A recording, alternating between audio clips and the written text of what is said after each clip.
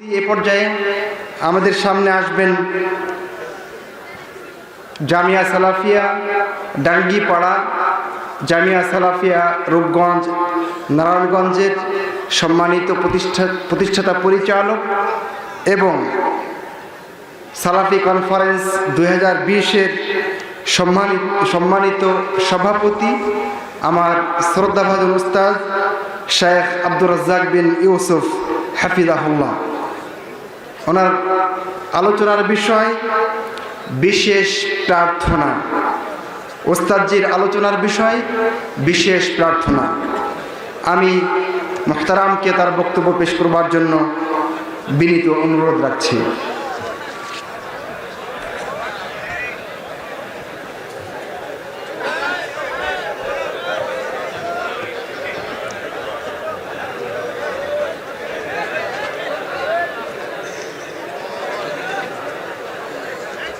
আসসালামু আলাইকুম ওয়া রাহমাতুল্লাহ। আলহামদুলিল্লাহি ওয়াহদা ওয়াসসালাতু ওয়াসসালামু আলা মান লা নাবিয়্যা বা'দা, আম্মা বা'দ। ফাআউযু বিল্লাহি মিনাশ শাইতানির রাজীম। উদউনি আস্তাজিব লাকুম। النعمان بن بشير رضي الله تعالى عنه قال قال رسول الله صلى الله عليه وسلم الدعاء هو العبادة رواه أبو داود بسند صحيح। সম্মানিত উপস্থিতি, প্রশংসা আল্লাহর জন্য, শান্তি অবতীর্ণ হোক আল্লাহর রাসূলের উপর সাল্লাল্লাহু আলাইহি ওয়াসাল্লাম। আজকের এই নেবরাস পরিচালিত জামিয়া সালাফিয়ার পক্ষ থেকে সালাফি কনফারেন্সের উপস্থিত দ্বীনি মুসলিম ভাই বোন, আপনারা অবগত আছেন আমরা বিগত দিনে যে বিষয়ে আলোচনা রেখেছিলাম তা ছিল আল্লাহ ভরসা।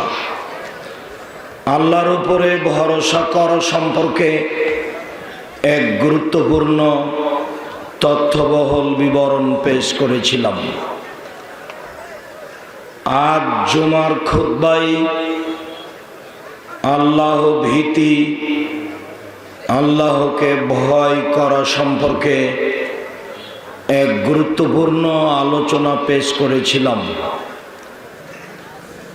সেই দুইটি বিষয়কে সামনে রেখেই এখন আলোচনা পেশ করতে চাচ্ছি বিশেষ প্রার্থনা। আল্লাহর উপরে ভরসা করে আল্লাহ ভীতির মাধ্যমে কান্নাকাটি করে বিশেষ প্রার্থনা, হাত তুলে দুয়ার মাধ্যমে বিশেষ প্রার্থনা করে আমরা লক্ষ্য উদ্দেশ্যে পৌঁছিতে চাই। আল্লাহ তা কবুল করুক, আল্লাহুম্মা আমিন। এই ছেলে, তোমরা এই যে রাস্তায় যে চলাচল করছে এই চলাচলটা বন্ধ করো তো।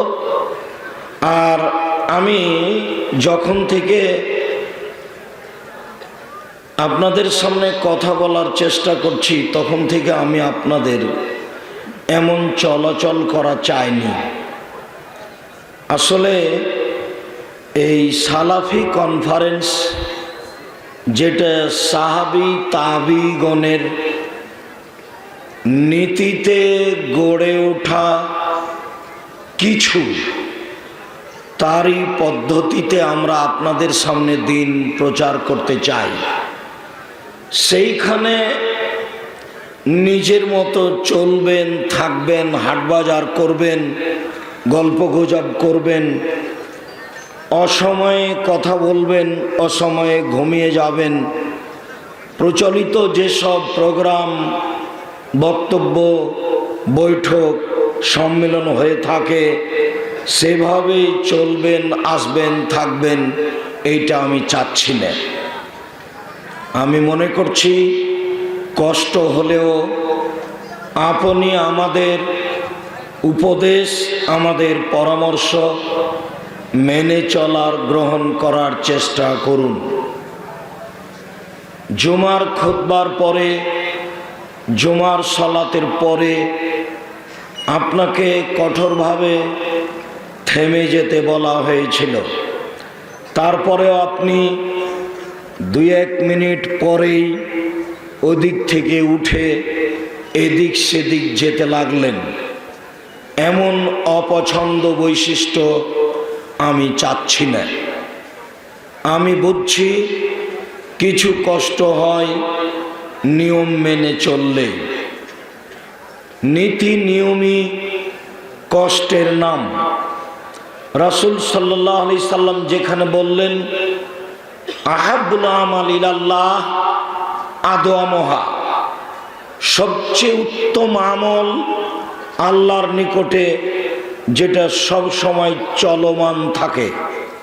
আমি বললাম যে সূরা ইখলাস 3 বার পড়লে 1 বার কোরআন মাজিদ পড়ার সমান নেকি পাওয়া যায়। হাদিস বুখারী মুসলিম। আপনি এই 3 বার পড়ার জন্য চেষ্টা করবেন। এই চেষ্টা বহাল রাখা খুব কঠিন। কেন? নীতিগতভাবে নিয়ম পালন করা খুব কঠিন। 3 দিন একটা টাইমে সূরা ইখলাস 3 বার পড়ার পরে দেখবেন 4র্থ দিনের দিন ওই সময়টা বহাল রাখতে পারিনি, টিকিয়ে রাখতে পারিনি। যার কারণে রাসূল সাল্লাল্লাহু আলাইহি সাল্লাম বলেছেন তোমরা আমল কম করো, তবে যেটা চলমান রাখতে পারবে সেইটা গ্রহণ করো, যেটা চলমান রাখতে পারবে না সেইটা গ্রহণ করো না। আমি আপনাদেরকে আবারও বলছি, যারা আপনারা মসজিদে শুয়ে আছেন, যারা আপনারা ঘরে ছেলেদের সাথে গল্প করছেন, যারা আপনারা দোকানপাটে ব্যস্ত আছেন, দোকানপাট আপনাদের আগে চলে যাবে না। আপনাদের বই পুস্তক, প্রয়োজনীয় কাপড় চোপড় আপনাদের আগে দোকান বন্ধ করে তারা চলে যাবে না। কাজেই এই অপছন্দ আচরণ ত্যাগ করুন। আপনার জন্য ভালো হবে, আমাদের জন্য ভালো হবে, যারা কথা বলছে তাদের জন্য ভালো হবে। আরো জরুরি কথা, বাংলাদেশের বিভিন্ন জেলা থেকে, ইন্ডিয়ার বিভিন্ন জেলা থেকে আপনারা উপস্থিত হয়েছেন। আমার আলোচনা শেষে আপনাদের সাথে আমার কিছু উপদেশ, কিছু ওসিয়ত, কিছু নীতি বলার রয়েছে। যার কারণে আবারও বলছি, দয়া করে আপনি রাস্তায় চলাচল বন্ধ করুন আর দোকানপাটে দাঁড়িয়ে থাকা বন্ধ করুন। কথা রক্ষা করুন, আপনার জন্য ভালো হবে। আর এই ছেলেরা, এই তোমরাই কি দায়িত্ব পালন করছে? এই লোকগুলো দাঁড়িয়ে কেন? দয়া করে সামনে বসে পড়ুন। অনেক জায়গা আমি লক্ষ্য করছি এইভাবে দাঁড়িয়ে থাকা যাবে না। এই ছেলে, যাও দেখো এই লোকগুলো দাঁড়িয়ে আছে কেন? তোমরা কি করো? কি তোমরা স্বেচ্ছাসেবক হিসাবে কি দেখাতে চাও আমাকে?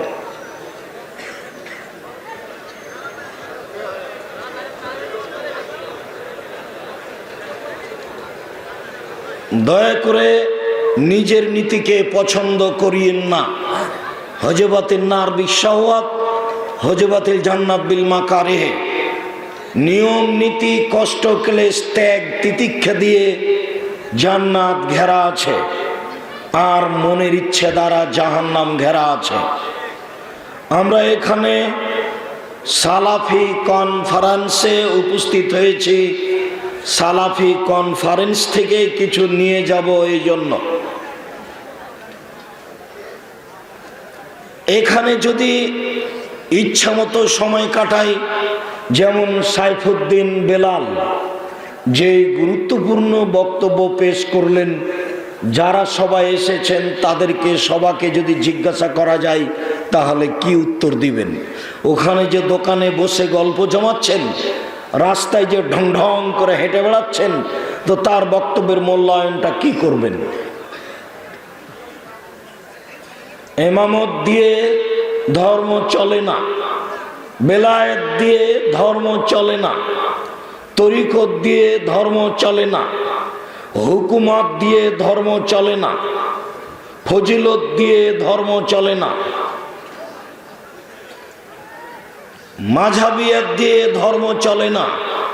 ধর্ম একজন মানুষের কথা দিয়ে চলে, যার নাম মুহাম্মদ সাল্লাল্লাহু আলাইহি সাল্লাম।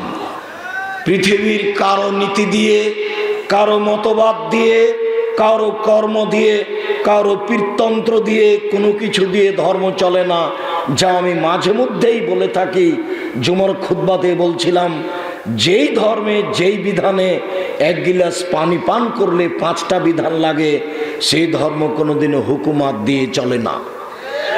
কেউ যদি মনে করে যে রাষ্ট্র কায়েম করতে পারলেই ধর্ম হয়ে গেল, তাহলে ফেরাউন ডুবে গেছে, সংসদ খালি হয়ে গেছে। মুসা আলাইহিস সালামের মাধ্যম সরাসরি জিবরাইল তিনি ফেরাউনের জায়গায় বসে গিয়ে মিশর দেশ চালাবেন, তা তিনি করেননি, কোন নবী করেননি। সেই ভিত্তিতে আপনারা কষ্ট করে এসেছেন। এই বিশাল সমাবেশে গুরুত্বপূর্ণ কথাগুলি পেশ করা হচ্ছে, আপনি মূল্যায়ন করবেন, এটাই আমার জোরালো দাবি। সম্মানিত দিনী ভাই বোন, আবারও বলছি, যারা মসজিদে আছেন ওদেরকে একটু দয়া করে ছেলেরা তোমরা উঠিয়ে দাও, তাদেরকে এখানে আসার জন্য অনুরোধ করো। যারা আপনারা রাস্তায় চলাচল করছেন, দয়া করে ক্রয় বিক্রয় বন্ধ করে আপনি রাস্তার চলাচল বন্ধ করুন। যারা আপনারা ঘরে গিয়ে বসে আছেন, দয়া করে ঘরে বসে থাকা, শুয়ে থাকা কাজটা ত্যাগ করে কিছুক্ষণ অপেক্ষা করুন। আজকের পরে সকালবেলায় তো আপনি ফ্রি হয়ে যাবেন, তখন তার আপনাকে থামিয়ে এই বিষয়ে কিছু বলা হবে না। সময় সব সময় আসে না, ইচ্ছা করলে আসে না। আর জামিয়া সালাফিয়া এর পিছনে ব্যয়বহুল পয়সা খরচ করছে। ব্যয়বহুল পয়সা খরচ করে আপনাদেরকে একত্রিত করে কিছু দিন ধর্মের কথা শোনানোর সাথে সাথে জামিয়া সালাফের লক্ষ্য উদ্দেশ্যের কথা বলা হয়। সম্মানিত দিনী ভাই বোন, আল্লাহর উপরে ভরসা করে আল্লাহ ভীতির মাধ্যমে কান্নাকাটি করে বিশেষ প্রার্থনা করুন। মহান আল্লাহ বলেন, উদুনি আস্তাজিব লাকুম, পৃথিবীর মানুষ তোমরা আমাকে ডাকো, আমার কাছে প্রার্থনা করো, আমি তোমাদের প্রার্থনা কবুল করব।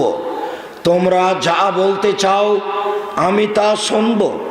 যার হাদিসে কুদসিতে অবগত হয়েছি, আনাস রাদিয়াল্লাহু তাআলা আনহু বলেন, রাসূল সাল্লাল্লাহু আলাইহি সাল্লাম বলেছেন, আল্লাহ তাআলা বলেন, ইবনা আদম মা দাওয়াতানি ওয়া রাজাউতানি, তুমি আমাকে যেভাবে ডাকো আমি সেভাবে থাকি, তুমি আমাকে যেভাবে আমার উপরে আশা পোষণ করো আমি সেভাবে পূর্ণ করে থাকি। তোমার ডাকা অনুপাতে আমি রয়েছি, তোমার আশা পোষণ অনুপাতে আমি পূর্ণ করি, এটাই আমার কাজ। পৃথিবীর মানুষ, উদুনি আস্তাজিব লাকুম, তোমরা আমাকে ডাকো, আমি তোমাদের ডাকে সাড়া দিব। মহান আল্লাহ বলেন, উদু রাব্বাকুম তাজাররু খুফিয়া, পৃথিবীর মানুষ তোমরা তোমাদের প্রতিপালককে অতীব গোপনে অতীব বিনয়ের সাথে ডাকো, অতীব গোপনে অতীব বিনয়ে তোমরা তোমাদের কথা প্রতিপালকের কাছে পেশ করো।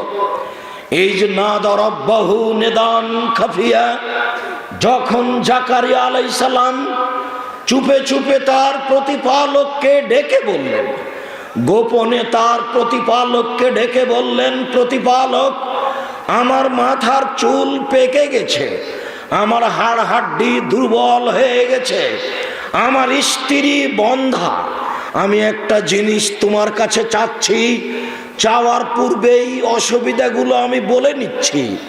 আমার কাছে যেই সমস্যা রয়েছে সেই সমস্যা দিয়ে সন্তান পাওয়া যাবে না, কিন্তু তোমার কাছে চাইলে মানুষ নিরাশা হয় না। যে আমার প্রথম সমস্যা, আমার মাথার চুল পেকে গেছে, আমি বৃদ্ধ মানুষ।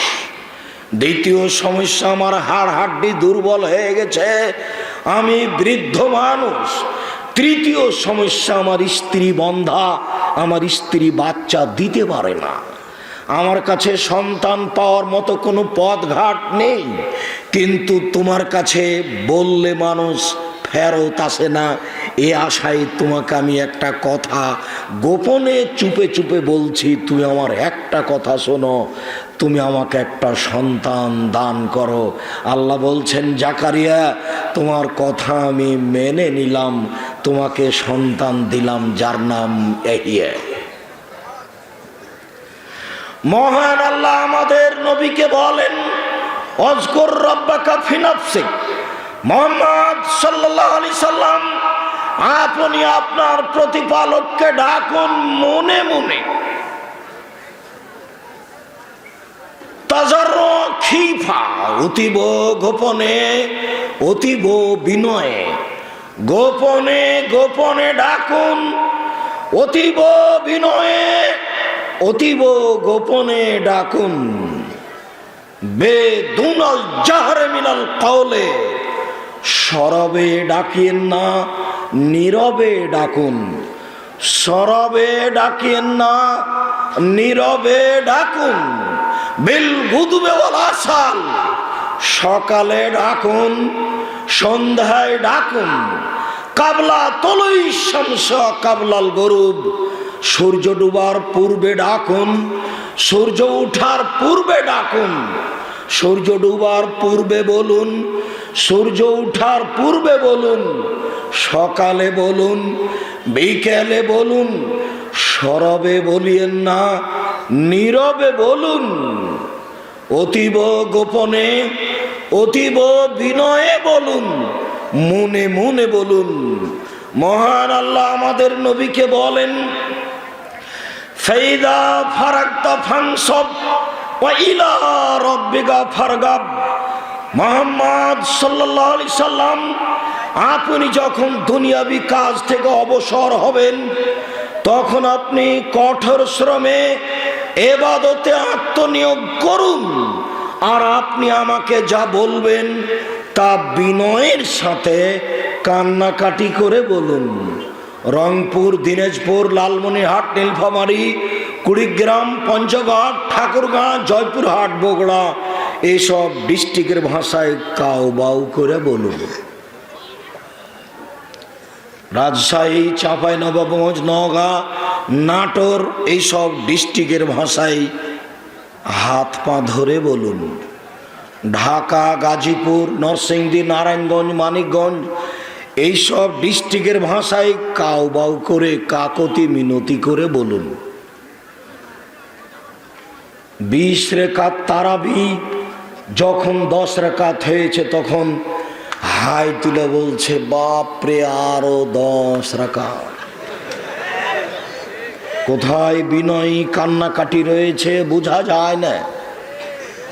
সবাই মিলে ফরজ সালাতের পরে হাত তুলে দোয়া, চিল্লা চিল্লি চলছে, আমিন আমিন চলছে।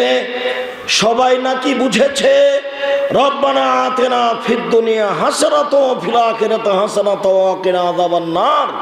এইটা হচ্ছে হাত তুলে দোয়া করার দোয়া, চিল্লা চিল্লি করে বলতে হবে, আর আমিন আমিন বলবে মানুষ, তার নাম নাকি দোয়া। এরকম কথা আল্লাহ বলেন না, এরকম কথা নবী মুহাম্মদ সাল্লাল্লাহু আলাইহি সাল্লাম বলেন না। নুমান ইবনে বাশির রাদিয়াল্লাহু তাআলা আনহু বলেন, এই ছেলেরা হাঁটে কি করে, চলে কি করে, একটা শরম পাও না তুমি? তুমি একটু বসার জায়গা পাও না? সম্মানিত দিনী ভাই বোন, এই ছেলেরা, আমাদের ছেলেরা, তোমরা সোচ্চার থাকো। তোমরা পাহারাদারের মতো এক পায়ে দাঁড়িয়ে থাকো কাজে। সালাফি কনফারেন্সে এসেছেন, দয়া করে নিজের ইচ্ছায় সময় কাটায়েন না। আমি চিরদিনই এটা পছন্দ করি, অপছন্দ করি। আজকেও বলছি, অপছন্দ কাজ করিয়েন না, দোকানপাট চলে যাবে না। আর হাট বাজার জামা কাপড় এখানেই কিনতে হবে, তার মানে কি? তাহলে এখানে তুরাগ নদীর তীরে যে পেশাব পায়খানা দিয়ে পানি পূর্ণ হয়ে আছে, সেটাই কি বোতলে করে বাড়ি নিয়ে যাবেন? এরকম জামিয়া সালাফিয়া? ভুল হিসাব। নীতি পরিবর্তন করুন, অনুরোধ রক্ষা করুন। আপনি আমার দিনী ভাই, আপনাকে আমি অনেক ভালোবাসি। আপনি আমার দিনী বোন, আপনাকে আমি অনেক ভালোবাসি। আপনি গাড়ি নিয়ে অনেক দূর থেকে এসেছেন, মহিলা মানুষ, আপনার উপরে আমার আন্তরিকতার অভাব নেই। কিন্তু আপনি এখানে সেখানে ঘুরে বেড়াবেন, হাট বাজার করবেন, এইটা আমি পছন্দ করি না। অতএব আপনি দোকানপাট ত্যাগ করে, ঘুম ত্যাগ করে গুরুত্বপূর্ণ আলোচনা শোনার জন্য চেষ্টা করুন। নোমান ইবনে বাশির রাদিয়াল্লাহু তাআলা আনহু বলেন, রাসূল সাল্লাল্লাহু আলাইহি ওয়াসাল্লাম বলেছেন, আদ-দুআ হুয়াল ইবাদা, প্রার্থনাই হচ্ছে মূলত ইবাদত।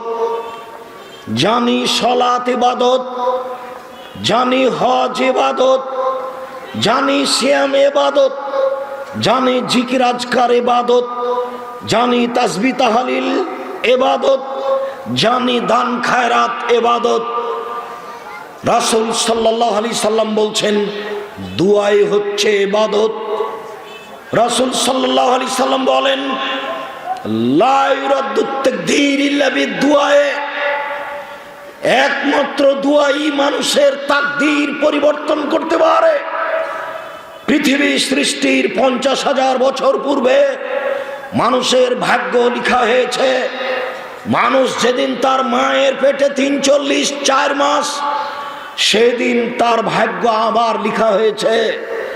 যেই ভাগ্য দুইবার লেখা হয়েছে, সেই ভাগ্য কেটে দিয়ে নতুন ভাবে লিখে দিবেন আল্লাহ দুয়ার মাধ্যমে।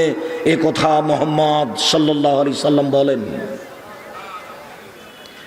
দুআ ইবাদত, দুআই বলতে হয় সবচেয়ে ক্ষমতাধর একটা মাধ্যম, যেই মাধ্যম দিয়ে তাকদীর নতুন ভাবে পাওয়া যায়। ওকে কেটে আল্লাহ নতুন ভাবে লিখে দিবেন, এ কথা আল্লাহ বলেন, এ কথা মুহাম্মদ সাল্লাল্লাহু আলাইহি সাল্লাম বলেন।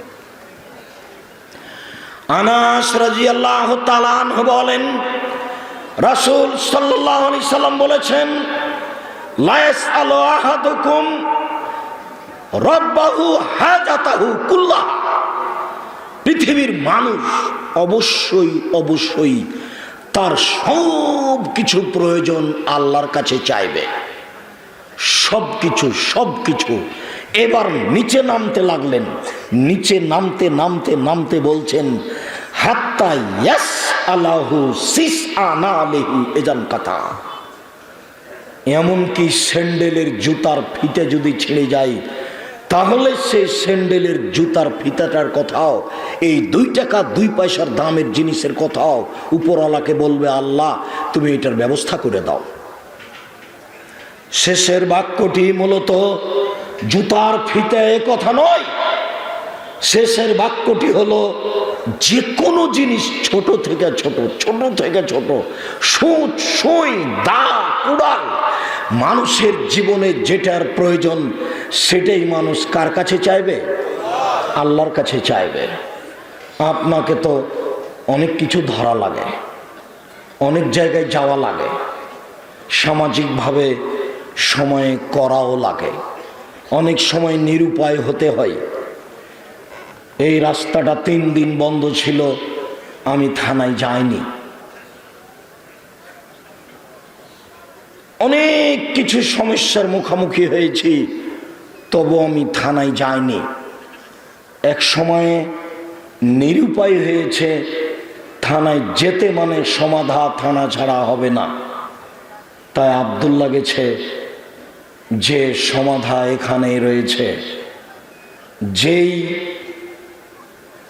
এসপি আজকে দুপুরে এখানে আমাদের সাথে সলায়ত আদায় করেছেন, এইচপি সব সমস্যাগুলিকে থামিয়ে দিয়ে বলেছেন সম্মেলন বাস্তবায়ন করতে হবে। তবে আব্দুল্লাহ একটা কথা, সালাফি শব্দটা, সালাফি কনফারেন্স নামটা বাদ দিয়ে ইসলামী সম্মেলন নাম দিয়ে কাজ করো। সালাফি সবচেয়ে শক্তিশালী নাম, এটাই ঠিক। প্রশাসনকে ভুল বুঝানো হয়েছে।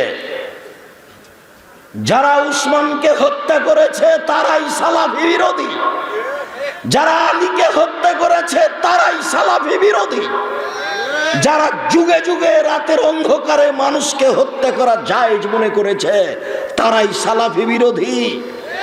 যারা আজও সিরিয়ার মাটিতে, জর্দানের মাটিতে, ইয়ামানের মাটিতে, আফগানিস্তানের মাটিতে মুসলমানকে হত্যা করা জায়েজ মনে করছে তারাই সালাফি বিরোধী। বাংলাদেশে যারা জিহাদের মাধ্যমে দ্বীন কায়েম করতে চাচ্ছে, রাতের অন্ধকারে সরকারকে হত্যা করে, মুসলমানকে হত্যা করে দ্বীন কায়েম করতে চায়, তারাই সালাফি বিরোধী। তাই গত রাত্রে আকরামুজ্জামান বিন আব্দুস সালাম বলেছেন যে নাম তো এখন সালাফি হওয়াই ভালো। জেলায় জেলায় সালাফি সম্মেলন হবে, সালাফি কনফারেন্স হবে, সালাফি আকিদাই সঠিক আকিদা, সেটাই সাহাবীদের আকিদা, সেটাই তাবিদের আকিদা, সেটাই ঠিক। ছোট থেকে ছোট জিনিস, বড় থেকে বড় জিনিস, ক্ষুদ্র থেকে ক্ষুদ্র জিনিস কার কাছে চাইতে হবে? উপরে। শিখে যান এটাই। এই ছেলাই, ঘুমাচ্ছ কেন? কার গায়ে হাত দিয়ে বসা আছে? ওঠো। উপস্থিত বৈঠকের মুসলিম বোন, গল্প করছেন কেন? শরম হয় না? আপনি একটা মহিলা মানুষ, গল্প করেন কেন? তো এই মেয়ে, ওখানে দাঁড়িয়ে আছো কেন? ওখানে দাঁড়িয়ে আছো কেন? শরম করো না? তুমি একটা মেয়ে মানুষ, ওখানে দাঁড়িয়ে আছো কেন? দোকানপাটে দাঁড়িয়ে আছো কেন? সারাদিন তোমাকে দোকানে ঘোরা লাগে কেন? এই জন্য এসেছো তুমি? তোমার একটু লজ্জাবোধ হয় না কেন? ইতস্তবোধ হয় না কেন? সারাদিন তুমি দোকানে দোকানে ঘুরে বেড়াও।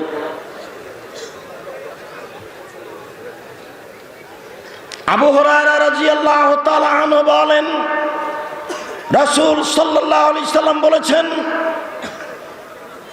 ইস্তাজাবু লিল আবদ, মানুষের প্রার্থনা কবুল করা হয়, যা বলবেন সেটাই কবুল হবে। ইল্লা বিইসমিন, যদি পাপের জন্য দোয়া করেন তখন কবুল হবে না। কেউ যদি বলে আমি চুরি করছি, কেউ যেন না দেখে, এই দোয়া আল্লাহর দরবারে কবুল হবে না। অবে কাতিয়াতে রাহিমিন, সম্পর্ক ছিন্ন করার জন্য কেউ যদি দোয়া করে, সেই দোয়া কবুল হবে না। স্ত্রীকে বলছে আল্লাহ যেন আমাকে আর তোমার বাপের বাড়ি কোনোদিন না নিয়ে যায়, শ্বশুর বাড়ি না যাওয়ার যে দোয়া আল্লাহর দরবারে করেছে, সম্পর্ক ছিন্ন করার দোয়া আল্লাহর দরবারে কবুল হয় না। ইস্তেজালো, দোয়া করতে তাড়াহুড়া করলে আল্লাহর দরবারে দোয়া কবুল হয় না। সাহাবীগণ বলছেন ওমাল ইস্তেজালো, আল্লাহর নবী আগের দুইটি বুঝতে পেরেছি, পাপের জন্য দোয়া করলে কবুল হয় না বুঝেছি, সম্পর্ক ছিন্ন করার দোয়া করলে কবুল হয় না এটাও বুঝেছি, কিন্তু তাড়াহুড়া করে দোয়া করলে দোয়া কবুল হয় না এইটা বুঝতে পারলাম না। তখন রাসূল সাল্লাল্লাহু আলাইহি সাল্লাম বলছেন, এইটা হচ্ছে এই মানুষ বলে কাদ্দাউত লামারা ইস্তাজাব আলী, কত দোয়া করলাম, কত দোয়া করলাম, কই দোয়া কবুল হয় না। ফায়াস্তাহসিরু, তারপর অলস হয়ে যায়। ফায়াদু দোয়া, তারপর দোয়া ছেড়ে দেয়। দোয়া করতে করতে যখন মানুষ মনে করে যে আর কবুল হচ্ছে না, তখন দোয়া ছেড়ে দেয়। এই দোয়া কবুল হবে না, দোয়া করতেই থাকুন, দোয়া করতেই থাকুন, দোয়া করতেই থাকুন। আপনার ধৈর্যের চ্যুতি যেন না হয়, সেই জন্য আপনাকে আমি বুখারী মুসলিমের ঘটনা শুনিয়েছি। আল্লাহর নবী সিজদায় পড়ে আছেন, তার মাথায় উটের ভুঁড়ি চাপিয়ে দেওয়া হয়েছে।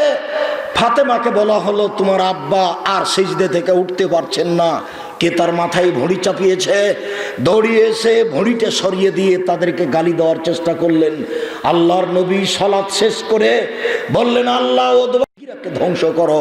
আল্লাহ রাসূল অপমান অবস্থায় দোয়া করলেন। এই দোয়া কবুল হলো 12 বছর পরে বদরের যুদ্ধে। বদরের যুদ্ধ যখন শুরু হলো, শুরুর পূর্বে তিনি বললেন, সঙ্গী সাথী মনে রেখো, এইখানে ওদবাম পড়ে থাকবে, এখানে সাইবা পড়ে থাকবে, এখানে ওয়ালিদ ইবনে মুগীরা পড়ে থাকবে, এখানে আবু জাহাল পড়ে থাকবে। তিনি সব দাগ দিয়ে আঙ্গুল দিয়ে চিহ্ন করে দিলেন। যুদ্ধ শেষে দেখা গেল সবাই নির্ধারিত জায়গায় জায়গায় পড়ে আছে। সম্মানিত দিনী ভাই বোন, আপনি আল্লাহর নিকটে প্রার্থনা করতে থাকুন, প্রার্থনা কবুল হবে। আবু হুরায়রা ইনশাআল্লাহ, আবু হুরায়রা রাদিয়াল্লাহু তাআলা আনহু বলেন, রাসূল সাল্লাল্লাহু আলাইহি সাল্লাম বলেছেন, দাওয়াতুল মুসলিম লি আখিহি বিজাহরিল গায়বি মুস্তাজাবাতুন। মানুষের দোয়া দূর থেকে তার ভাইয়ের জন্য খুব কবুল হয়, তাড়াতাড়ি কবুল হয়। মানুষ যখন তার ভাইয়ের জন্য দূর থেকে, অন্তরাল থেকে, অন্য স্থান থেকে দোয়া করে, তখন সেই দোয়া খুব বেশি বেশি কবুল হয়।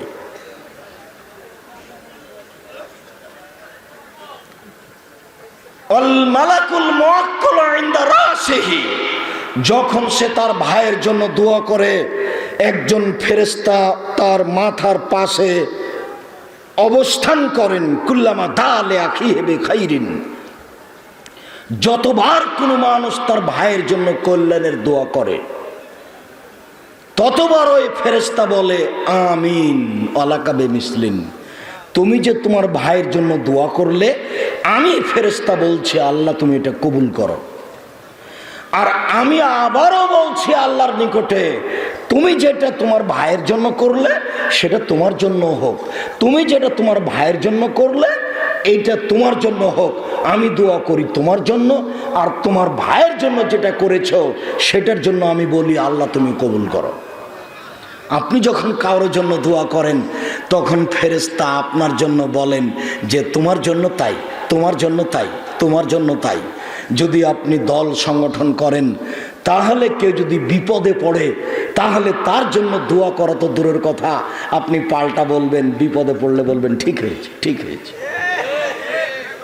যেমন এক শ্রেণীর মানুষ এই সালাফি কনফারেন্স যদি বন্ধ হতো, তাহলে বলতো ঠিক হয়েছে, ঠিক হয়েছে, উচিত হয়েছে। যার জন্য আপনাদেরকে আমি দল মুক্ত হওয়ার জন্য অনুরোধ জানাই।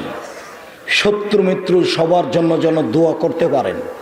আমরা আন্তরিকভাবে আল্লাহর কাছে দাবি রাখি, আল্লাহ সালাফি কনফারেন্স বলে নয়, যারা ইসলামের বিপক্ষে আছে তুমি তাদেরকে হেদায়েত দান করো। তুমি সর্বশক্তিমান, তুমি সব কিছু করতে পারো। তুমি জামিয়া সালাফিয়ার বিপক্ষে যারা আছে তাদের অন্তরকে নরম করে দাও, তুমি তাদের হেদায়েত দাও, তুমি তাদের কবুল করো। আমরা সকলের ভালোবাসা চাই জামিয়া সালাফিয়ার জন্য। সম্মানিত দিনী ভাই বোন, আবু হুরায়রা রাদিয়াল্লাহু তাআলা আনহু বলেন, রাসূল সাল্লাল্লাহু আলাইহি সাল্লাম বলেছেন, লা তাদু আলা আমওয়ালিকুম, কখনো অর্থ সম্পদের জন্য বদদোয়া করবেন না, কখনো বলবেন না ঝামেলায় পড়ে টাকা পয়সা থাকার চেয়ে না থাকাই ভালো, এইটা বলবেন না। ওয়ালা তাদু আলা আনফুসিকুম, নিজের জন্য কখনো বদদোয়া করবেন না, কখনো বলবেন না বেঁচে থাকার চেয়ে না থাকাই ভালো, এটা বলবেন না। ওয়ালা তাদু আলা আওলাদিকুম, কখনো ছেলে মেয়ের জন্য বদদোয়া করবেন না ভুলেও। ছেলে আপনাকে মেরেছে, কথা ঠিক, ভুল করেছে, আপনি তাড়াহুড়া করে অজু করে ঘরে ঢোকেন, ঘরে ঢোকে আল্লাহর দরবারে হাত তুলে বলেন, আল্লাহ আমি এই ছেলে চাইনি, আমার ছেলে আমাকে মারলো কেন, আমার ছেলে আমাকে গালি দিবে কেন, তুমি আমাকে ছেলে ফিরিয়ে দাও, আমার ছেলে আমার হাত পা ধরে ক্ষমা নিয়ে আমাকে মাথায় করে থাক, এইটাই তো আমি চাচ্ছি। এইটা কেন হলো? আপনি ছেলের জন্য এই কথা না বলে কেন আপনি বললেন তুই আমাকে মারলি, তোকে ত্যাজ্যপুত্র করলাম, তোকে ত্যাজ্যপুত্র করলাম, তোকে জমি দেবো না, তোকে এই দেবো না, তোকে বাড়িতে উঠতে দেবো না, কিছুই না, আপনি মরলে সব জমি ভাগ করে নেবেন। এই ত্যাজ্যপুত্র এইসব কথার কোনো দাম নেই। কখনো ছেলে মেয়ের জন্য বদদোয়া করবেন না। 1 মিনিট একটু খেয়াল করেন এইদিকে। 3 জন মানুষ, 3 জন বাচ্চা মায়ের কোলে কথা বলেছিল। তার একজন হচ্ছেন ঈসা আলাইহিস সালাম, আর একজন হচ্ছে এক মহিলা, তার বাচ্চাকে দুধ খাওয়াচ্ছিল। তো তার পাশ দিয়ে একটা লোক ঘোড়ায় চড়ে যাচ্ছিল। তখন ওই মহিলা বলছে, আল্লাহ আমার বাচ্চাটাকে এই লোকের মতো করে দাও, লোকটা কত দামি ঘোড়ায় চড়ে যাচ্ছে। তখন বাচ্চা দুধ ছেড়ে দিয়ে বলছে, না আমি ওইরকম হব না। পরে পরে আর একটা মহিলা যাচ্ছে, তো মহিলাটাকে এলাকা থেকে তাড়িয়ে দেওয়া হচ্ছে, অপন অবস্থায় চলে যাচ্ছে। তখন বাচ্চার মা বলছে, আল্লাহ তুমি আমার বাচ্চাকে এই মহিলার মতো করো না। তখন বাচ্চা দুধ ছেড়ে দিয়ে বলছে, আল্লাহ তুমি আমাকে এই মহিলার মতো করো। আগেরটা না কেন? ও হলো স্বৈরাচারী শাসক। পরেরটা হ্যাঁ কেন? ও ছিল সতীসাধ্যী নারী, ও জেনা করেনি, সমাজের লোক তার উপরে অপবাদ লাগিয়েছিল। একজন ভালো মহিলা চলে যাচ্ছিল, তাই বাচ্চা বলছে আমি তার মতো হতে চাই। আর মা বলছে না, এই দুধের বাচ্চা দুধ ছেড়ে দিয়ে বলেছে না আমি তার মতো হতে চাই। আর একটা হচ্ছে জোরাইজের কথা। জোরাইজ তার গির্জা ঘরে ইবাদত করছিলেন, তার মা চলে আসলেন, ফাদাথু জোরাইজকে ডাকলেন, জোরাইজ। জোরাইজ এই সময়তে সালাত আদায় করছিল, বলতে লাগলো উসাল্লি উজিবহা, মায়ের ডাকে সাড়া দিব না আমি সালাত আদায় করব, মায়ের ডাকে সাড়া দিব না আমি সালাত আদায় করব। করতে করতে একটু দেরি হয়ে গেছে। দেরি হতে মায়ে বলছেন, আল্লাহুম্মা লা তুমিত তাতুরিহু জুহাল মুমিসাত, হে আল্লাহ তুমি এই জোরাইজের মরণ দিও না, যতক্ষণ পর্যন্ত পতিতালয়ের মহিলার মুখ না দেখেছে। তুমি এই ছেলের মরণ দিও না, যতক্ষণ পর্যন্ত এইরকম বদনারীর মুখ না দেখেছে। এই বলে মা চলে গেলেন। ফাতার রাজাত লাহু, চট করে একজন মহিলা এই জোরাইজের কাছে উপস্থিত হলো, জেনার প্রস্তাব দিল। তখন জোরাইজ বলল, না বাবা, ছি ছি ছি ছি ছি ছি, তুমি বলো কি? ফাতাতি রাইয়া, এই মহিলা একজন রাখালের কাছে আসলো, ফাম কানাথো, তার সাথে জোর করে অশ্লীল কাজ করলো। ফাওয়ালাদাত গোলামান, এতে সে একটা বাচ্চা জন্ম দিল। বাচ্চাটা জন্ম হলেই সেই মহিলা বলল এই বাচ্চা হচ্ছে জোরাইজের। ফাতাহু, জনগণ আসলো, ফাকাসসারুহ, তার ঘরকে ভেঙে চৌচির খান খান করে দিল। অসাব্যুহ, তাকে অকথ্য ভাষায় গালি দিল। ফাকামা, জোরাইজ দাঁড়ালো, তাওয়াজ্জা, ওযু করলো, সাল্লা রাকাতাইন, 2 রাকাত সালাত আদায় করে আল্লাহকে বলছে, আল্লাহ তুমি আমাকে বিপদ থেকে বাঁচাও। এরপরে ওই বাচ্চার কাছে গিয়ে বলছে, ও দুধের বাচ্চা বলো তো তোমার বাপকে? তখন ওই দুধের বাচ্চা বলছে, আবি আর রাই, আমার পিতা হচ্ছে রাখাল। ভুলেও কখনো ছেলে মেয়ের জন্য বদদোয়া করবেন না। দেখছেন হাতে হাতে বাপ মায়ের বদদোয়া কবুল হয়ে গেছে। ছেলে অন্যায় করেছে, পাল্টা আপনি ছেলের পিছনে লাগিয়েন না, বরং আল্লাহকে বলেন যে আল্লাহ আমি এটা চাইনি। দোয়া প্রার্থনার জন্য আপনাকে আমি কিছু সময়ের কথা উল্লেখ করি। উসমান ইবনে আবিল আস রাদিয়াল্লাহু তাআলা আনহু বলেন, রাসূল সাল্লাল্লাহু আলাইহি সাল্লাম বলেছেন, তুফতাহু আবওয়াবুস সামাই নিসফাল লাইলে, রাত যখন অর্ধেক হয় তখনই আকাশে সব দরজা খুলে দেওয়া হয়। যখনই রাত দুপুর হয় তখন দরজা সব খুলে দেওয়া হয়। ওয়া ইউনাদি মুনাদিন মিনাস সামায়ে, আকাশ থেকে চিৎকার করে আল্লাহ তাআলা বলেন, মামিন দাইন ফাইস্তাজাবা লাহু, কেউ আমাকে ডাকে কি তার ডাকে সাড়া দেওয়া হবে। মামিন সাইলিন ফায়ুতা, কেউ আমার কাছে কিছু চায় কি যে যা চায় তাকে তা দিয়ে দেওয়া হবে। মামিন মাকরুবিন ফাইফারজ লাহু, কেউ কোনো বিপদে পড়ে আছে কি, বিপদের কথা বলছে কি, আমি আল্লাহ তাকে বিপদ থেকে উদ্ধার করে দিব। এইভাবে আল্লাহ চিৎকার করে বলতে থাকেন, বুঝাতে পারলাম না। যখন রাত দুপুর হয়, দুপুরের পর থেকে আল্লাহ তাআলা বলতে থাকেন, কেউ কিছু বলে কি, বললে আমি সেটা শুনে নিব। কেউ কিছু চাই কি, চাইলে আমি তাকে তা দিয়ে দিব। কেউ বিপদে পড়ে আছে কি, যদি বিপদে পড়ে থেকে আমাকে কিছু বলে আমি তাকে তা দিয়ে দিব, আমি তাকে বিপদ থেকে উদ্ধার করে দেব। আবু হুরায়রা রাদিয়াল্লাহু তাআলা আনহু বলেন, রাসূল সাল্লাল্লাহু আলাইহি সাল্লাম বলেছেন, ইয়ানজুলু রাব্বুনা তাআলা ইলা সামাই দুনিয়া হিনা ইয়াবকা সুলুসুল লাইলিল আখিরা। যখন রাতের 3 ভাগের 2 ভাগ পার হয়ে যায়, 1 ভাগ যখন বাকি থাকে, আল্লাহ সপ্তম আকাশ থেকে প্রথম আকাশে নেমে এসে চিৎকার করে বলেন, মায়াদুনি ফাস্তাজিবা লাহু, কে আমাকে ডাকে আমি তার ডাকে সাড়া দিব। মায়াসআলুনি ফাউতিয়াহু, কে আমার কাছে কিছু চাই, যে যা চায় আমি তাকে তাই দিয়ে দিব। মায়াস্তাগফিরুনি ফাগফির লাহু, কে আমার কাছে ক্ষমা ভিক্ষা চাই আমি তাকে ক্ষমা করে দিব। রাত 12টার পর থেকে নিয়ে ফজর পর্যন্ত এইভাবে আল্লাহ মানুষকে বলতে থাকেন। মানুষ তো আদম সন্তান, নেমুখ হারাম, সে তো অত চিন্তা করে না। রাত 2টায় ঘুমিয়েছে, সকাল 8টায় ঘুম থেকে উঠবে। সে আল্লাহকে কি ডাকবে? সে আল্লাহকে কি বলবে? আনাস রাদিয়াল্লাহু তাআলা আনহু বলেন, রাসূল সাল্লাল্লাহু আলাইহি সাল্লাম বলেছেন, এজা নুদিয়া লিসসালাতে ফতিহাত আবওয়াবুস সামায়ে, যখনই আজান শুরু হয় তখন আকাশের সব দরজা খুলে দেওয়া হয়। আজান শুরু হওয়ার সাথে সাথে সব দরজা খুলে যায়। উস্তুজিবাত দুআও, ওই সময়তে যে যা বলে সেটাই কবুল হয়ে যায়। ওই সময়তে যে যা বলে সেটাই কবুল হয়ে যায়। রাসূল সাল্লাল্লাহু আলাইহি সাল্লাম বলেন, লাইলাতুদ দুআ বাইনাল আযান ওয়াল ইকামা, আজান ইকামাতের মাঝে দোয়া ফেরত দেওয়া হয় না। আজান ইকামাতের মাঝে দোয়া ফেরত দেওয়া হয় না। আজান ইকামাতের মাঝে দোয়া ফেরত দেওয়া হয় না। আজান একামাতের মাঝে আপনি দোয়া করবেন, প্রস্তুত থাকবেন। আজান যেমন শুরু হচ্ছে, অন্তত একটা আজানের জবাবদার জন্য প্রস্তুত থাকবেন।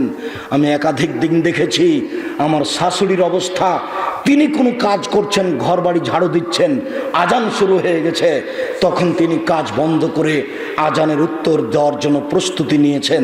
আশেপাশে বাচ্চারা যদি হইচই করেছে, তখন বাচ্চাদের বলেছে, এই তোরা সত্য এখান থেকে, এসব বাচ্চাগুলোর কারণে একটু আজানের উত্তর দিতে পারি না। একজন মহিলা মানুষ, আজান শুরু হয়েছে তাই আজানের উত্তর দেওয়ার জন্য প্রস্তুতি নিয়েছে। আর আপনার সামনে আজান চলছে, গল্প চলছে, কোনোদিন প্রস্তুতি নিয়ে আজানের উত্তর দিতে হবে এটা আপনি মনে করেন না। আর এই বোকা মহিলা আজান হওয়ার সাথে সাথে মাথায় কাপড় দিচ্ছে। যখন আজান শেষ হয়েছে তখন মাথা থেকে আবার কাপড় নামিয়ে নিল। উপস্থিত বৈঠকের মুসলিম বোন, এই মেয়ে ঘুমাচ্ছ কেন, কথা বলছো কেন? তোমাকেই বলছি, আজান শুরু হলে সব কাজ বন্ধ করে উত্তর দেওয়ার জন্য চেষ্টা করবা। উপস্থিত বৈঠকের মুসলিম বোন, আপনাকেই বলছি, আপনি একটু খেয়াল করুন। উপস্থিত জনগণ, আপনাকে আমি অনুরোধ করছি, আপনি এদিকে খেয়াল করুন। আপনাকে আমি বলতে চাচ্ছি, বিশেষ প্রার্থনা, দোয়া প্রার্থনা আল্লাহর কাছে করুন। রাসূল সাল্লাল্লাহু আলাইহি ওয়াসাল্লাম বলছেন, যখনই জালাতিস শামস, দুপুর যখন গড়ে যায়, সূর্য যেমন ঢলে যায়, ঠিক দুপুর যেমন পার হয়েছে, 12টা, সোয়া 12টা, 12:30 হওয়ার সাথে সাথে সব দরজা খুলে দেওয়া হয়েছে। 12টা 5-10 দিকে সুন্দর করে অজু করে 4 রাকাত সালাত আদায় করবেন। এই সালাতটাই হচ্ছে তাহাজ্জুদ সালাত আদায় করে যে নেকি হবে, সেই নেকি এই সালাতে হবে। আর এইটা দরজা খোলার সাথে সাথে আপনার নেকিটা উপরে নিয়ে নেওয়া হবে। এই 4 রাকাত জোহরের সুন্নাত নয়। মনে থাকবে না মনে হয়? ছেড়ে কার গায়ে হাত দিয়ে বসাচ্ছ, রেডি হও, প্রস্তুত হও, কথা 19-20 হয় না জানো। সম্মানিত দিনী ভাই বোন, আমি আপনাদেরকে অনুরোধ জানাচ্ছি, কথা একটু মূল্যায়ন করার চেষ্টা করেন। অন্য হাদিসে এসেছে, ইন্না ফিল লাইলি লাসাআতান, নিশ্চয় রাতে একটা সময় রয়েছে, লা ইয়াফিকু আব্দুল মুসলিম, যখনই ওই সময়ে কোন মুসলিম ইয়াসআলু মিনাল্লাহি খায়রান, যে কোনো কল্যাণ চাই, ইহকালের ও পরকালের যে কোনো কল্যাণ চাই, ইল্লা আতাহু ইয়াহু, আল্লাহ তাকে দিয়েই দেন। জুমার দিন আসরের পর থেকে নিয়ে সূর্য ডুবা পর্যন্ত যে যা চাইবে তাকে তাই দেওয়া হবে। ভালোকে এবার বুঝিয়ে বলি, ঠিক বুঝা গেল, যখন রাত দুপুর হয় তখন সব দরজা খুলে দেওয়া হয়। ঠিক যখন দুপুর পার হয়ে যায়, দিন দুপুর পার হলো, তখনই সব দরজা খুলে দেওয়া হয়। যখন আজান দেওয়া হয় তখন সব দরজা খুলে দেওয়া হয়। এইগুলি হচ্ছে আল্লাহর কাছে দোয়া প্রার্থনা করার সময়। আবার রাতের 3 ভাগের 2 ভাগ যখন পার হয়ে যায়, তখন আল্লাহকে ডাকার একটা সময়, যে যা বলে সেটা আল্লাহ শুনে নেন। আবার যখন আপনার রাতে একটা সময় আসে, সেইটা 3 ভাগের 2 ভাগ পার হওয়ার হতে পারে, দুপুরের পরেও হতে পারে। ওই সময়ে যদি মানুষ কিছু বলে, যা বলবে সেটাই কবুল হয়ে যাবে। আবার জুমার দিন আসরের পরে আল্লাহকে যা বলবে সেটাই কবুল হয়ে যাবে। বিশেষভাবে জুমার দিন খেয়াল করে থাকবেন, জুমার দিন আসরের পর থেকে নিয়ে সূর্য ডুবা পর্যন্ত সময়কে মূল্যায়ন করার চেষ্টা করবেন। কবরের শাস্তি হয় না 4টা কারণে। তার একটা হলো এই, কেউ যদি পেট ব্যথায় মারা যায় তাহলে তার কবরের শাস্তি হবে না। তার একটা হলো এই, কেউ যদি জুমার দিন মারা যায় তাহলে তার কবরের শাস্তি হবে না। জুমার দিনের বিশেষত্ব আছে, বিশেষভাবে আসরের পরে বিশেষত্ব আছে। সালমান ফারসি রাদিয়াল্লাহু তাআলা আনহু বলেন, রাসূল সাল্লাল্লাহু আলাইহি ওয়াসাল্লাম বলেছেন, ইন্না রাব্বাকুম হাইয়ুন কারীমুন, নিশ্চয় তোমাদের প্রতিপালক লজ্জাশীল, ইয়াস্তাহি মিন আবদিহি, সে তার বান্দার ব্যাপারে লজ্জা করে। এজা রাফা ইয়াদাইহি ইলাইহি আয়ারুদ্দাহুমা সিফরান, যখনই কেউ তার দরবারে হাত তোলে যখন বলে আল্লাহ তুমি আমাকে এইটা দাও, তখন আল্লাহ তার হাত খালি ফিরিয়ে দিতে লজ্জা পান। আল্লাহ বড় লজ্জাশীল। শুনুন এই ছেলে, খেয়াল করো এদিকে, আল মাসালা চাওয়া এরকম, এভাবে হাত তুলে মুখের সামনে, ভালো করে দেখে। তারপরে হচ্ছে এগাসা, খুব বেশি করে চাও এইটা। তারপরে হচ্ছে ইবতিহাল, মানে লাগবে, দেওয়াই লাগবে। হাত উঁচু করে, এইভাবে হাত উঁচু করে আল্লাহর দরবারে হাতটাকে লম্বা করে দেওয়াই লাগবে, এটা দিতেই হবে। এইভাবে চাওয়ার নাম হচ্ছে ইবতিহাল। তার চেয়ে একটু যেটা কম সেটা হলো এগাসা, আর যেটা স্বাভাবিক সেটা হলো সওয়াল, চাওয়া। আল্লাহর কাছে হাত তুলে প্রার্থনা করুন। কত হাদিস হাত তুলে প্রার্থনা করার। ইব্রাহিম আলাইহিস সালাম আহাল পরিবার রেখে চলে গেলেন। কালকে বলছিলাম, সেই সাফাত সানিয়া পাহাড়ের ওখানে গিয়ে হাত তুলে দোয়া করে বলছেন, আল্লাহ তুমি আহাল পরিবার ছেলে মেয়েকে রক্ষা করো। রাসূল সাল্লাল্লাহু আলাইহি ওয়াসাল্লাম রাতে কবরস্থানে গিয়ে হাত তুলে প্রার্থনা করছেন যে আল্লাহ তুমি এই কবরবাসীকে মাফ করো। সম্মানিত দিনী ভাই বোন, আমি আপনাকে এই পর্যন্ত বলে জরুরি আপনার সাথে আমার কিছু কথা আছে। তার আগে আপনাকে আবারও বলতে চাচ্ছি, দুপুরের কাজটি আমাকে ভালো লাগেনি। আপনারা খুব ভালোভাবে জানেন জামিয়া সালাফিয়ার কথা। যেমনিভাবে আপনাকে আমি জামিয়া সালাফিয়ার জন্য অন্তর থেকে দোয়া করার জন্য অনুরোধ জানাচ্ছি, এটাতে আমি বিশ্বাসী। যদি ওপরে কবুল হয়ে যায় তাহলে কোনো সমস্যা হবে না। এই মসজিদটা এখন পর্যন্ত যা হয়েছে তাতে কয়েক কোটি টাকা খরচ হয়েছে। এই জমি সহ এইসব জমিগুলো সেই ওই 2য় পোল পর্যন্ত, এই টিন সেট ক্লাসরুমগুলোর পিছনে আরও 1 একর 96 শতক জমি আছে। এগুলো সব কিনতে কয়েক কোটি টাকা লেগেছে। যেটা জামিয়া সালাফিয়া ডাঙ্গিপাড়া, জামিয়া সালাফিয়া রূপগঞ্জ, নারায়ণগঞ্জ, ঢাকা, সেখানেও কয়েক কোটি টাকার জমি কিনা আছে। সেখানে একটা 5 তলা বিল্ডিং আছে। সেখানে একটা বিশাল মসজিদ নির্মাণ করব বলে আশা করছি। পিছন দিকে এই 4 তলা বিশাল বিল্ডিং, এ তো কয়েক কোটি টাকা খরচ হয়েছে। ওই যে মহিলা শাখায় বিশাল বিল্ডিং, সেখানেও কয়েক কোটি টাকা খরচ হয়েছে। আমি আপনাদেরকে বলতে চাচ্ছি যে মানুষের সহযোগিতায়, এই দেশের জনগণের সহযোগিতায়, এই ভিক্ষার মাধ্যমে আল্লাহ এসব কিছু করছেন। সম্মানিত দিনী ভাই বোন, তাই আপনাদেরকে আমি এই জামিয়া সালাফিয়ার জন্য দোয়া করার পরপরই ভিক্ষার হাতটা, দানের হাতটা বড় করার জন্য অনুরোধ জানাই। এদেশের সহযোগিতায় এদেশের ব্যতিক্রম প্রতিষ্ঠান চলে, সেটাই হচ্ছে জামিয়া সালাফিয়া ডাঙ্গিপাড়া পাওয়া রাজশাহী, সেটাই হচ্ছে জামিয়া সালাফিয়া রূপগঞ্জ, নারায়ণগঞ্জ, ঢাকা। আমার মনে বড় সাধ, এদেশের মাটিতে আমি উন্নত মানের প্রতিষ্ঠান গড়বই ইনশাআল্লাহ, যেখানে ছেলে মেয়ে উন্নত মানের শিক্ষা বাংলা, ইংরেজি, আরবি অর্জন করার পরে জাতির অন্যায়ের বিরুদ্ধে লড়বে মুখে কলমে মিডিয়ায়। 2013 সালের 24শে আগস্ট রোজ মঙ্গলবার জামিয়া সালাফিয়া রূপগঞ্জ নারায়ণগঞ্জ ঢাকা কাঁঠাল গাছের নিচে আমি বলেছিলাম আমার হাতে টাকা নেই, এ কথাও সত্য, এখানে প্রতিষ্ঠান গড়বে এ কথাও সত্য, গড়বেই গড়বে ইনশাআল্লাহ। কিভাবে গড়বে তা আমি জানি না, তবে গড়বে এতে আমি বিশ্বাসী।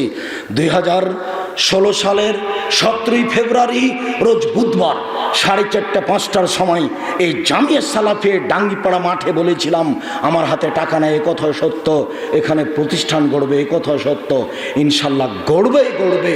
সেটাই হচ্ছে জামিয়া সালাফিয়া ডাঙ্গিপাড়া, যেটা আপনারা এখন অবস্থান করছেন। এখানে 1250 ছাত্র এখন অবস্থান করছে,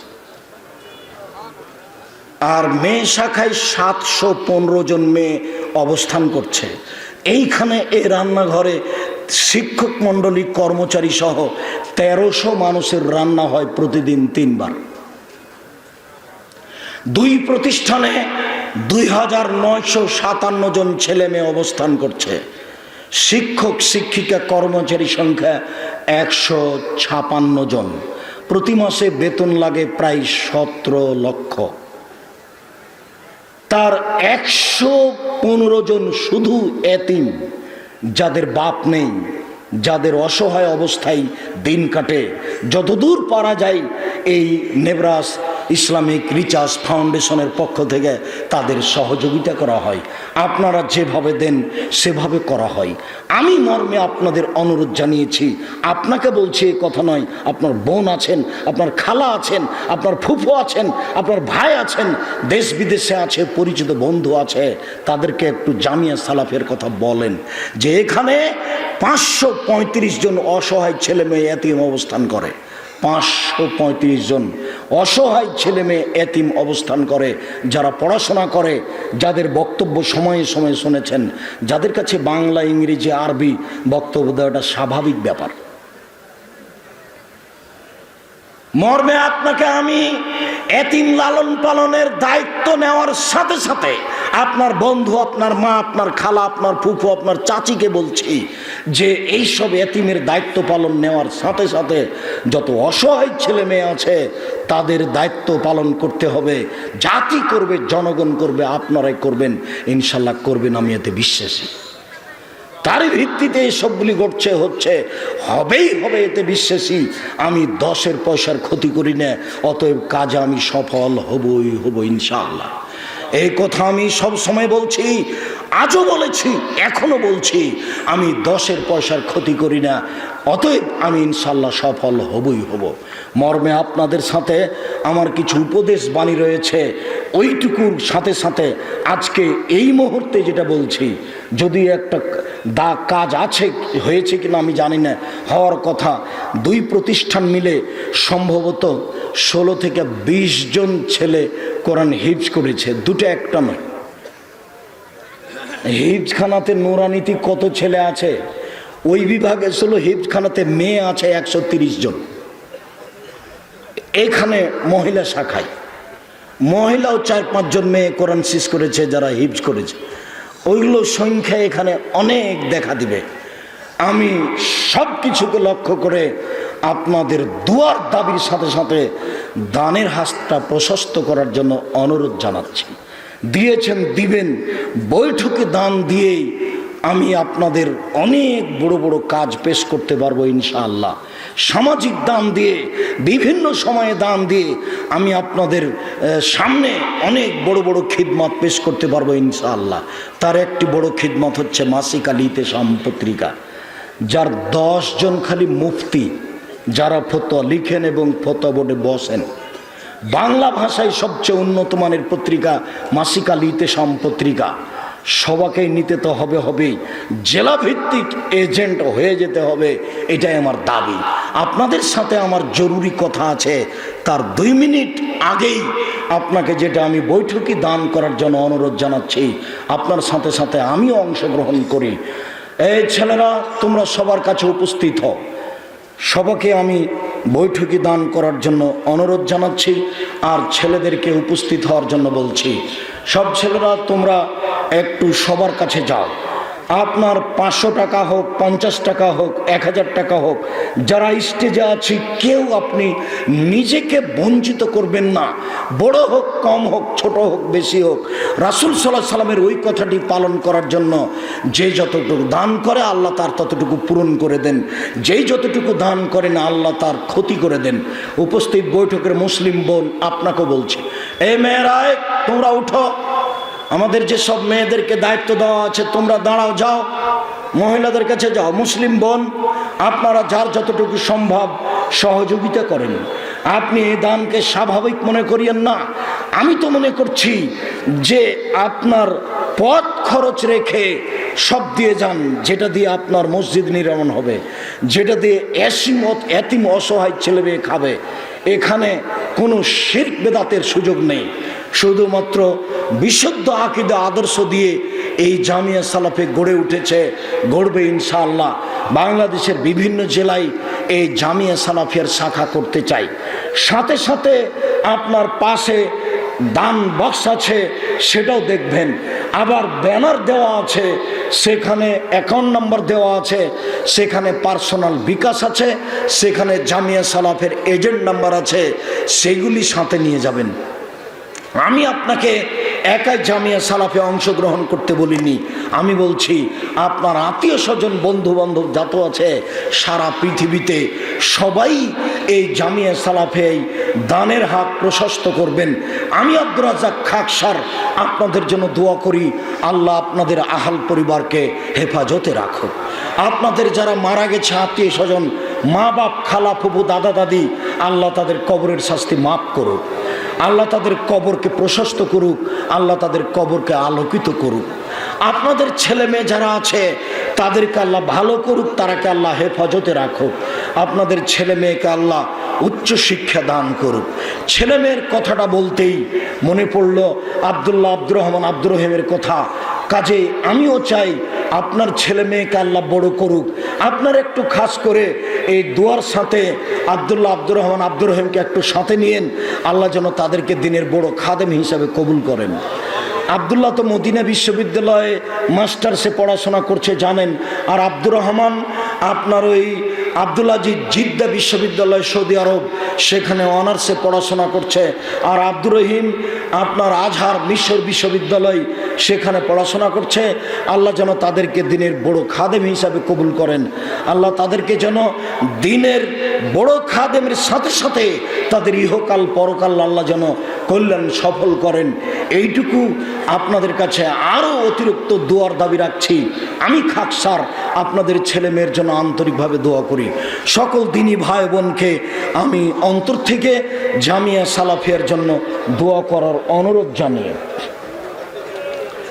সম্মানিত দিনী ভাই বোন, আপনাদের সাথে আমার জরুরি কয়েকটি কথা রয়েছে।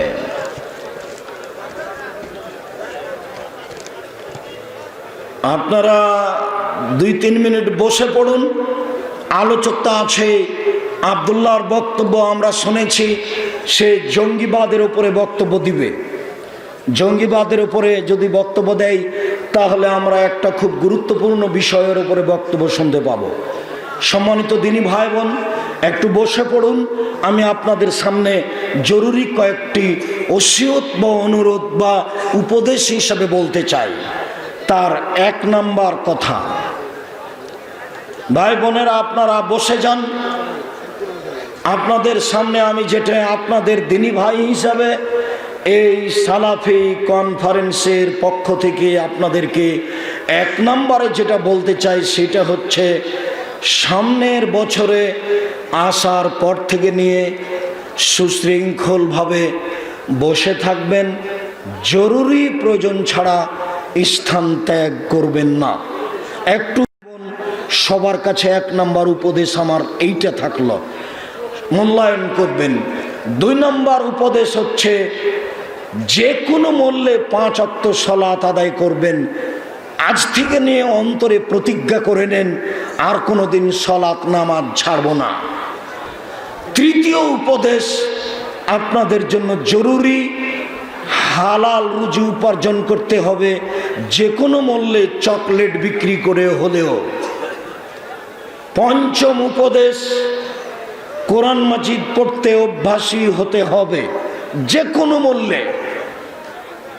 এমনকি নিচে নামতে নামতে বলেছি সূরা ইখলাস, বেশি না পারলে সূরা ইখলাস 3 বার পড়াতে অভ্যাসী হবেন।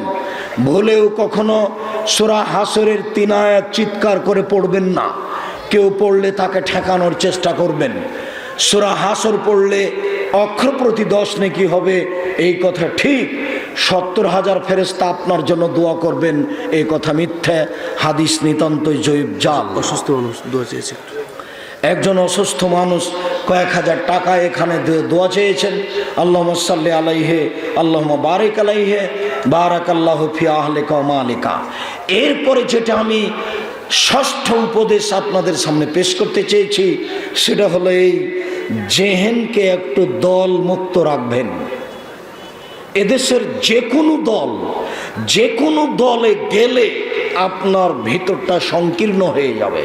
তখন আপনি একজনকে ভালোবাসবেন আর একজনকে খারাপ বাসবেন। দল মুক্ত হতে হবে, জেহেনটাকে দল মুক্ত করতে হবে। সপ্তম উপদেশ আপনার জন্য আমি অনুরোধ করছি জরুরিভাবে, সেটা হলো এই যে দোকানপাটে বসে গল্প করবেন না। আমার মা বলতেন, যখন আমাকে বাড়ি থেকে বের করতেন তখন 4টা কথা বলতেন। 1, দোকানে বসিও না। 2, প্রাইভেট পড়ায়ও না। 3, কাউকে বন্ধু হিসাবে গ্রহণ করো না। 4, মানুষের বাড়ি দাওয়াত খায়ও না। দোকানপাটে বসে গল্প করবেন না। দোকানপাটে বসে সময় কাটাবেন না। 2 জন যেখানে আছে সেখানে বসবেন না। ওখানে কারো বদনাম হচ্ছে, আপনি বসে যদি বলেন ঠিক বলেছ, তাহলেই বিপদ। কাজে ওখানে যাবেন না। 8, আত্মীয়তার সম্পর্ক বজায় রাখবেন যে কোনো মূল্যে। শ্বশুর, শাশুড়ি, খালা, ফুফু, আত্মীয় স্বজন, বাপ মা সবার সাথে জোরালোভাবে আত্মীয়তা বজায় রাখার প্রাণপণে চেষ্টা করবেন। 9, সম্মানিত দিনী ভাই বোন, আপনাদেরকে আমি অনুরোধ জানাচ্ছি, 9 নম্বর উপদেশটি হচ্ছে এই যে জীবনে বেঁচে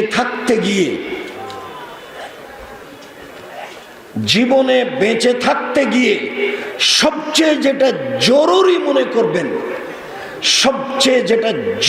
মনে করবেন সেইটা হলো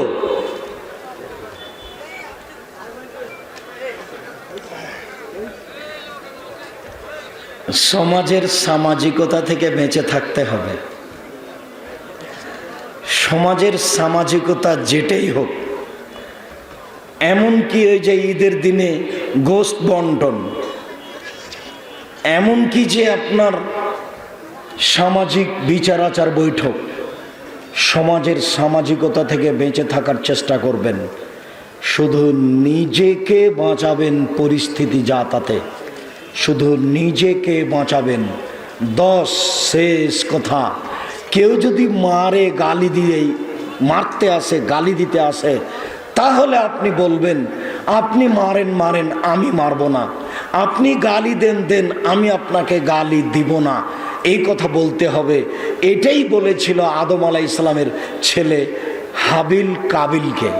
কাবিল যখন বলল আমি তোকে মারবো, তখন হাবিল বলল তুমি মারো, আমি তোমাকে মারবো না। এইটা আপনাকে বলতে শিখতে হবে, জরুরি। কেউ যদি মারতে আসে, গালি দিতে আসে, গালি দেয়, আপনি পাল্টা বলবেন তুমি গালি দাও, আমি দিব না। তুমি মারো, আমি মারবো না। এই 10টি উপদেশ আপনাদের সামনে আমি পেশ করলাম। তাকে মূল্যায়ন করার চেষ্টা করবেন যে কোনো মূল্যে। বিশেষভাবে 3 বার আলোচনা পেশ করলাম। একবার আল্লাহ ভরসা, একবার আল্লাহ ভীতি, একবার বিশেষ প্রার্থনা। আল্লাহর উপরে ভরসা করে কান্নাকাটি করে নিজের বিষয়টি সময়ে হাত তুলে পেশ করুন, আল্লাহ কবুল করবেন। এই জন্য তিনি উপরে প্রতীক্ষমান রয়েছেন। আল্লাহ তুমি আমাদের কবুল করো, তুমি আমাদের সঠিক পথে পরিচালিত করো। তুমি আমাদেরকে কবুল করো, আমাদের ছেলে মেয়েকে কবুল করো, তুমি আমাদের বিপদ মুক্ত করো আল্লাহুম্মা আমিন। তুমি আমাদের জামিয়া সালাফিকে কবুল করো, আমাদের সামনের সালাফি কনফারেন্স হোক অথবা সালাফি সম্মেলন হোক, এইটাকে তুমি সালাফি নামে কবুল করো। আমি এটা গত বছরই ঘোষণা দিয়েছিলাম। কেউ কেউ বলছে পরামর্শ হয়নি, যে বলছে আমাকে কি তার সাথে পরামর্শ করতে হবে? আমি জামিয়া সালাফের রূপগঞ্জ নারায়ণগঞ্জে সম্মেলনের মাঠে ঘোষণা দিয়েছিলাম যে সামনে বছরে আপনাদের সম্মেলনের নাম হবে সালাফি কনফারেন্স বা সালাফি সম্মেলন। এই নামে আমরা আপনাদেরকে সময়ে সময়ে দাওয়াত দিব। আল্লাহ যেন এই ব্যবস্থা কবুল করেন আল্লাহুম্মা আমিন। সকলের আন্তরিকভাবে দোয়া কামনা করে আল্লাহর উপরে জোরালো ভরসা দাবি রেখে আপাতত এখনকার মতো আমার পক্ষ থেকে আলোচনা এখানেই শেষ করলাম। সুবহানাকা আল্লাহুম্মা ওয়া বিহামদিকা আশহাদু আল্লা ইলাহা ইল্লা আনতা আস্তাগফিরুকা ওয়া আতুবু ইলাইক। আসসালামু আলাইকুম ওয়া রাহমাতুল্লাহ। আর ধৈর্য ধারণ করে থাকবেন, এলোমেলো হওয়ার চেষ্টা করিয়েন না, একটু কষ্ট হবে, এটা স্বাভাবিক, আমরা বুঝতে পারছি। আসসালামু আলাইকুম।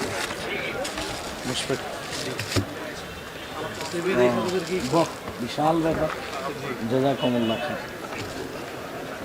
বলো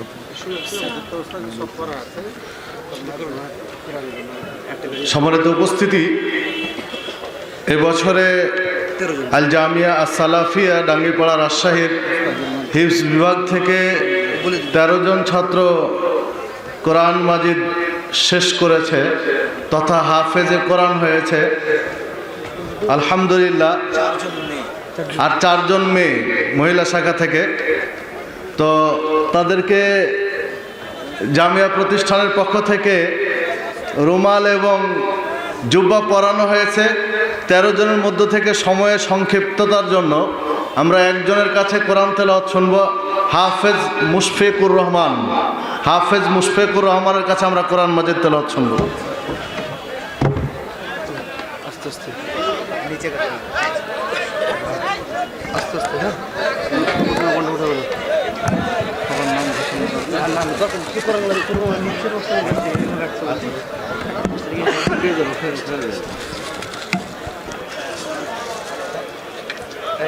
السلام عليكم ورحمة الله وبركاته.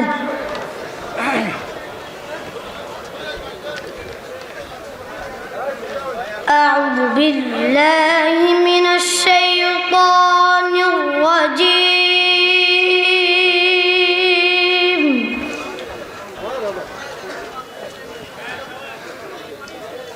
بسم الله الرحمن الرحيم.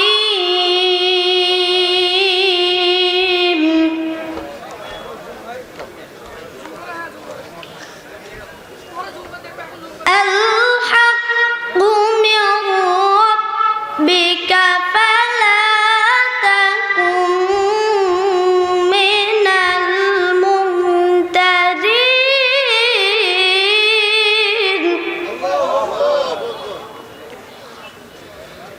فمن حاجك فيه من بعد ما جاءك من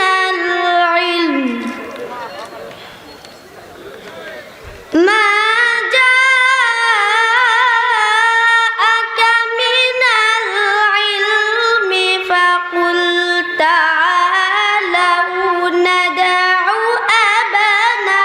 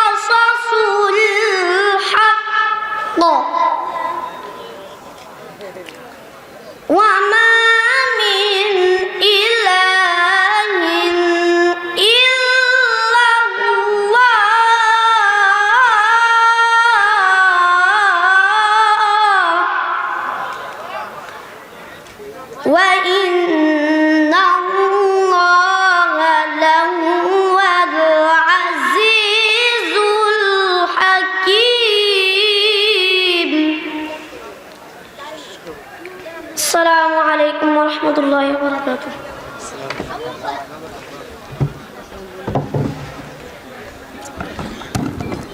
ধন্যবাদ ছোট ভাই হাফেজ মুশফিকুর রহমানকে। সম্মানিত উপস্থিতি, 13 জন হাফেজের হাতে কোরআন মাজিদ তুলে দিচ্ছেন আল জামিয়া আস-সালাফিয়া রাজশাহী এবং নারায়ণগঞ্জ প্রতিষ্ঠানের সম্মানিত প্রতিষ্ঠাতা ও প্রিন্সিপাল আল জামিয়া আস-সালাফিয়া রাজশাহীর ওস্তাদ শেখ আব্দুর রাজ্জাক বিন ইউসুফ। এই কোরআন মাজিদ তারা বারবার তেলাওয়াত করবে, হিফজ রাখবে, জীবন পরিচালনার জন্য হেদায়েতের পথ নির্দেশিকা হিসেবে হবে। আমাদের প্রিন্সিপাল মহোদয় তাদের হাতে কোরআন তুলে দিচ্ছে আর কি, 13 জন হাফেজের হাতে। আপনারা তাদের জন্য প্রাণ খুলে, অন্তর খুলে দোয়া করবেন। আল্লাহ রাব্বুল আলামিন এই সকল বাচ্চাগুলোকে যেন দ্বীনের খাদেম হিসাবে কবুল করে। আল্লাহ রাব্বুল আলামিন এই সকল খাদেমগুলোকে শুধু বাংলাদেশ নয়, গোটা পৃথিবীতে দ্বীনের আলো ছড়িয়ে দেওয়ার খাদেম হিসাবে যেন কবুল করেন। আল্লাহ রাব্বুল আলামিন জামিয়া সালাফিয়াকে যেন কবুল করেন। আল্লাহ রাব্বুল আলামিন এই প্রতিষ্ঠানকে যেন কবুল করেন। সকলের কাছে আন্তরিক দোয়া কামনা করছি।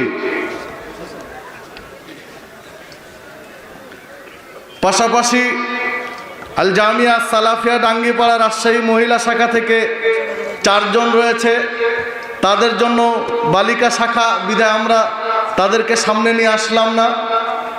তাদের জন্য অন্তর খোলা দোয়া করবেন। যে সকল শিক্ষক মহোদয়গণ অক্লান্ত পরিশ্রম করে গড়ে তুলেছেন তাদের জন্য দোয়া করবেন।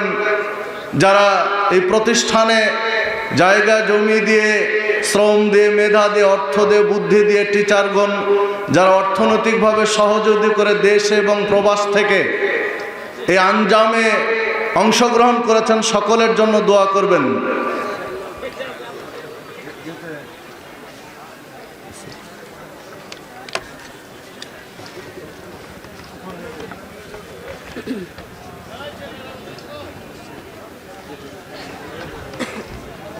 শেষ।